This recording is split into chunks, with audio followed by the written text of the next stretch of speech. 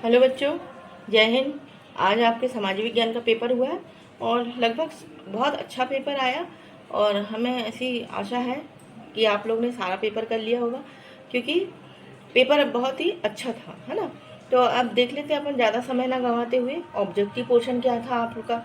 तो जो प्रश्न पहला है उसका आंसर है ब, प्रश्न क्रमांक दूसरा जो है उसका आंसर है द, और प्रश्न क्रमांक तीसरा जो है उसका आंसर है स, और प्रश्न क्रमांक चौथा जो है उसका आंसर है ब, और प्रश्न क्रमांक पांचवा जो है उसका आंसर है स, और प्रश्न क्रमांक छठवां। अब ये थोड़ा सा देखने वाली बात ये है कि इसमें ना थोड़ा पेंदा लिखा है, तो जो पेंदा नहीं पेंडा है, डा है, ये आंध्र प्रदेश में है, और ये कुमरी लिखा है तो ये कुमारी है जो पश्चिम घाट पे होता है, ठीक है ना।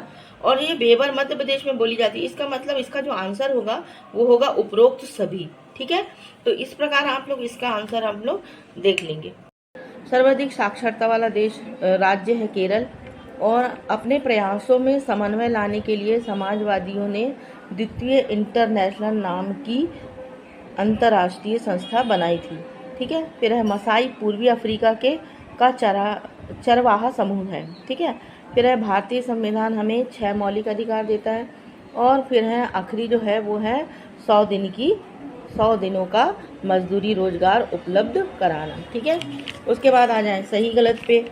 तो सबसे पहला जो है भारत विश्व का 7वां देश है, ये सही। फिर है प्रश्न दूसरा, ये भी सही है कि ताइज जो है एक प्रकार का कर है। फिर है नागरिकों को सम्मान बढ़ाता है, ये भी सही है। फिर है चिल्का झील मीठे पानी की नहीं है, खारे पानी की झील है। फिर है भारतीय वन सेवा अधिनियम, ये भी गलत है भाई।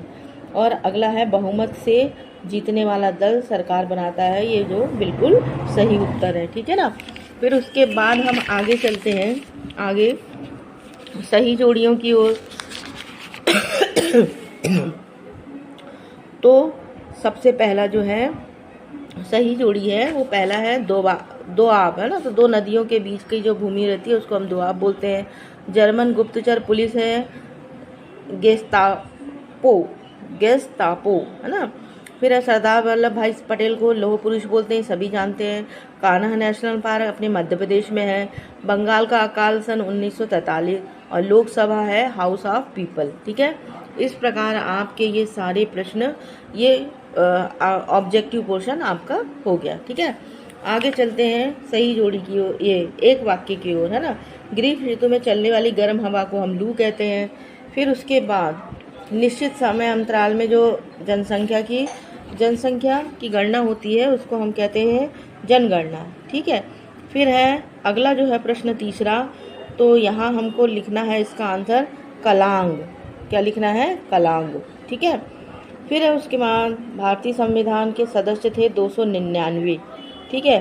फिर उसके बाद अगला है, जो अगला प्रश्न है, संसद के प्रत्येक फैसले को किसकी मंजूरी मिली?